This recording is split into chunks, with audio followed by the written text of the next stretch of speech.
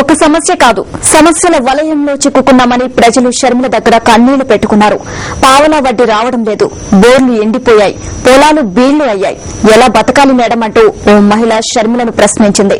పాలమూరు జిల్లా షాద్నగర్ నియోజకవర్గంలోని పెంచెలలో నిర్వహించిన రచ్చబండలో షర్మిలకు మహిళలు తమ సమస్యలు ఏకరువు పెట్టారు. రాజన్న పోయిన తర్వాత తమకు అన్ని కష్టాలేనని ఓ మహిళ చెప్పింది. ఒకప్పుడు దేశానికి పల్లెటూళ్లే పట్టుకొమ్మలన్నారని, ఇప్పుడేముంది కష్టాలు కన్నీళ్లు తప్ప ఏమీ లేవని చెప్పింది. రుణాలు అని ఎన్నో ప్రభుత్వాలు ఎన్నో పథకాలు అమల్లో పెట్టింది. కాకపోతే ఒక్క పథకం కూడా సక్రమంగా లేదు. రాజన్న రాజ్యం ఉన్నప్పుడు ఈ పథకాల్లో చాలా మట్టుకు అమల్లో ఉన్నాయి. రాజన్న పోయిన తర్వాత మాకు అన్ని కష్టాలే. అప్పుడు పూర్వం ఏమన్నారంటే పల్లెటూళ్ళలో దేశానికి పట్టుకొమ్మలు అన్నారు.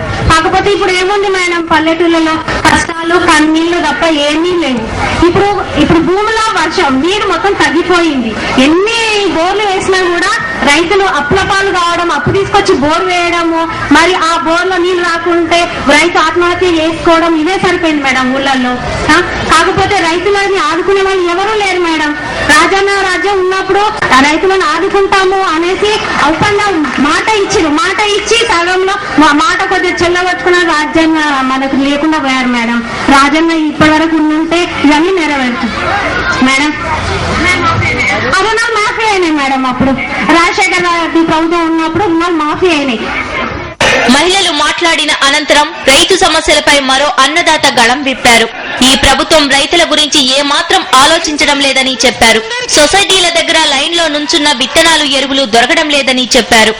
అక్కడ మేము పాడి రైతులం, పాల రేట్లు చాలా తగ్గించినాక చాలా ఎక్కువ పెద్ద మొత్తంలో నష్టపోతున్నాము. ఇంతకు ముందుకు 20 రూపాయల లీటర్. ప్రజలకు మంచి జరగాలంటే మనసున్న మారాజు సీఎం కావాలన్నారు షర్మిల. దేవుడిచ్చిన జగనన్నను ఆశీర్వదించాలని షర్మిల కోరారు.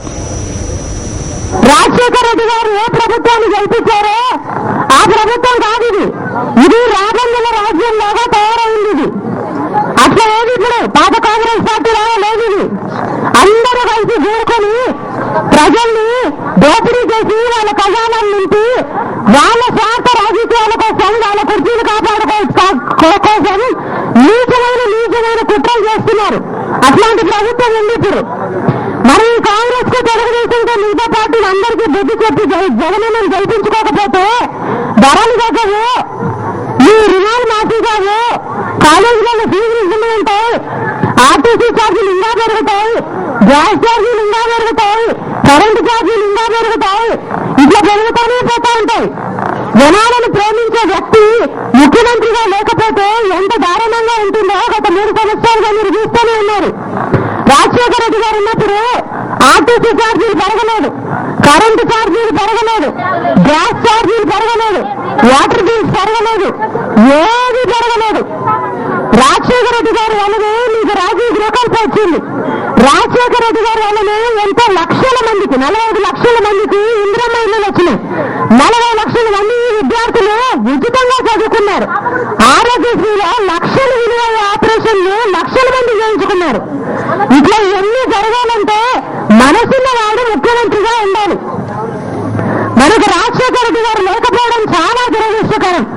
కానీ దేవుడు ఒక ఆశలు ఇచ్చాడు, జగనన్నను ఇచ్చాడు. ఆయనను మనం గెలిపించుకొని ఆ కుర్చీలో కూర్చోబెట్టుకుంటే మళ్ళీ రాజన్న రాజ్యంలో ఎంత సుభిక్షంగా ఉన్నారో ప్రజలు, మళ్ళీ అంత మంచి కాలం మళ్ళా వస్తుంది మనకు. తప్పకుండా జగనన్నను ఆశీర్వదించండి. అంతవరకు ఓపిక పట్టండమ్మా, 6 నెలల సంవత్సరమే పడుతుంది. ప్రజల సంతోషమే తన సంతోషం అనుకునే నాయకుడు వైఎస్ఆర్. ఆయన బిడ్డలు కూడా అంతే. ప్రజల కన్నీరు తొడవడానికే పుట్టారని జనులంటున్నారు. షర్మిల రచ్చబండలు నిర్వహించిన తీరు, బహిరంగ సభల్లో ప్రత్యర్థులపై విరుచుకుపడిన విధానం ఇటు ప్రజలను అటు రాజకీయ విశ్లేషకులను విశేషంగా ఆకట్టుకున్నాయి.